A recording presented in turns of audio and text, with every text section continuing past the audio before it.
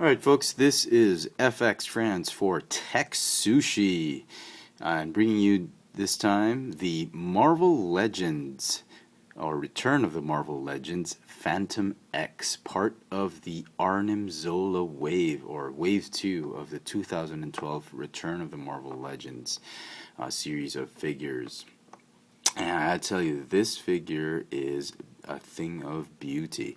I mean, when it first came out in Manila, a lot of people were picking him up because it was really cool. A lot of collectors were getting him, hardcore X-Men fans, X-Force fans. And then when restocks came, he sort of started becoming a peg warmer, and I can imagine why. And he's not very popular among kids. He's not very popular among the Avengers side of the Marvel collecting community.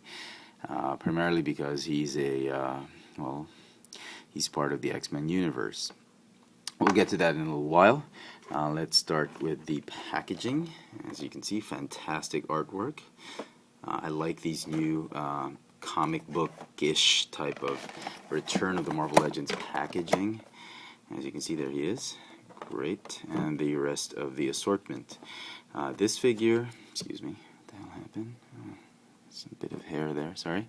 This figure, and this figure have variants.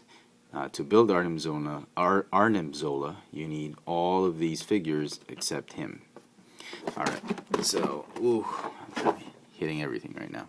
So, again, Fantomex. Unbelievably cool. I am so enamored with this figure. I love it. I'm gushing, yes. Comes with the right arm and hand of the Arnim Zola mech or robot, or just Arnim Zola. When I finally get everything together, we'll talk about Arnim Zola. But for now, this is it. This is the part he comes with. He comes with several accessories that are on him right now. He's got two pistols, holsters that house both pistols. I think you can remove it if you force it. He's got a repainted Nick Fury, a 6-inch Nick Fury or Marvel Legends Nick Fury cape. And that's about it. He's fully articulated, as you can see in this pose. He's got a ball-jointed neck on a hinge. He's got a ball hinge shoulders, bicep swivel, double hinge elbows, a swivel and hinge wrist. He's got that ab crunch or the ratcheting hinge for the abdominal section. He's got some waist swivel. He's got a ball hinge hip, which I'm not particularly fond of because it is a pain to get him into certain poses because of the position of the pin of that joint. So yeah, but that's okay. He's got a thigh swivel, double hinge knees, no calf articulation, a ball hinge ankle, and got some peg holes right there at the back. Okay, talking about Fantomex a little bit more. Paint apps is great. Hardly any quality issues on this figure. Even the gun, I was thinking I was going to repaint it because I saw it in packaging. It was like a little bit, I thought it was like gray, maybe it should be silver, but then they've got some, I don't know if you can see it, some detail on it, a little bit of black or some staining on it, which is pretty cool. So yeah, very good paint apps, great articulation, great detail on this figure. I mean, if you're a big Marvel fan, big Marvel Legends fan, you've got to pick this up. I mean, if you have no idea who this guy is, but you're a big fan of the toys, I say pick him up, even if you're not really planning on building Arnim Zola, just to add to your collection. But if you hate the X-Men and the mutants, then there's really no point in getting him. For those of you who have no idea who this guy is, I suggest you read up on The Uncanny X-Force. Big fan of that comic book. I think that's the bomb. It really is a wonderful comic book. Lots of artists doing sketches for that and artwork for that. But sometimes it's a hit or miss. But they get really, really nice artists once in a while and some fantastic writing on that comic book. Now, in a nutshell, I'm going to try and do this as best as I can. His powers and abilities are, Well, getting right to it, his main power is the ability for misdirection. And I've seen mutants who've done that before, but his ability is to create these complex illusions that make you think, like a magician, that make you think you're seeing one thing when you're actually you're not. Much like the power of Emma Frost or Charles Xavier, a good telepath could do is what he's doing. But this is really misdirection, making you think what he wants you to think. So it's kind of cool. In combat, he'll make you think that you're beating him when he's just standing behind you, waiting to just, knock the lights out of you. So that's cool. He's also been gifted with 3 different brains, which is really nice in a fight. So if one brain dies, the other 2 brains can take over and fix that brain, which allows him to perform complex surgeries on himself. If you've read the pages of X-Force, the Uncanny X-Force, you can see this guy literally cannot be killed.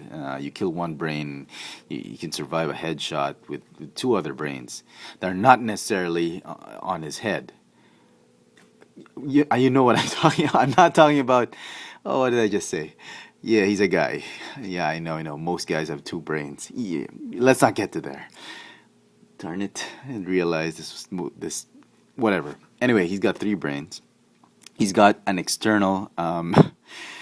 3 brains. Anyway, he's got an external nervous system. It's called EVA.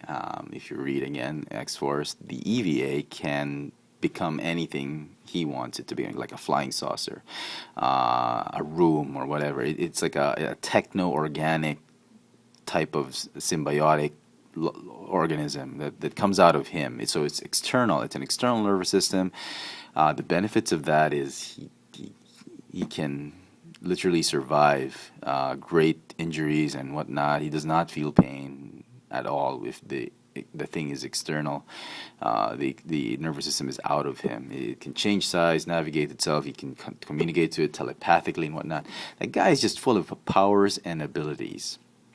His real name is Charlie 7. Charlie Cluster 7. Because he was born in a place called the World, which is a highly evolved. I don't want to get to that, but anyway, they've shrunk it, and now it's in the custody of X-Force, whatever. He goes by the name Jean-Philippe, or whatever is the most notorious European criminal out there. That's what he's saying. That's why he managed to get refuge through Professor X and Jean Grey Summers. And the rest of his history. Right now, his affiliation is with the Uncanny X-Force, with Wolverine. He's got a long history with Wolverine, and great character in the comic book. And unfortunately, in the latest pages, as of today, August 2012, 21st, 2012, he's dead. Somehow, a band of New Brotherhood of Evil Mutants, including Mystique, has managed to kill him, and his EVA nervous system has evolved into a humanoid type of creature, whatever. But having said that, if you know Marvel, I'm sure they'll always find a way to resurrect him and stick him up in another series or whatnot. Maybe still X-Force. If the X-Force gig doesn't work out, he kind of looks like somebody who would belong to FF or Future Foundation, whatever. So I'm not completely bummed out that they killed him in the series. I'm sure they're going to bring him back to life, whatever. So that's that. He's an interesting character. I hope I have somehow convinced you guys to actually take an interest in this guy. For those of you hardcore collectors, definitely a must pick up. Absolutely love this figure. I cannot imagine why I had not opened him up sooner. Had him in like storage, not in storage, just in the cabinets for the longest time. So there, very, very cool. I hope you guys enjoyed this review. This is a great channel, TekSushi. Stay tuned for a lot more of great reviews for action figures, Transformers, and whatnot that are great for collecting. This channel, in this channel. So if you like this video, please don't forget to give it a thumbs up and subscribe to this channel. This has been FX Franz doing another TekSushi exclusive review of the Marvel Universe Build-A-Figure Collection, the return of the Marvel Legends, Fantomex, a 6-inch figure from the Marvel Legends of 2012 in the Arnim Zola series. Thanks for watching.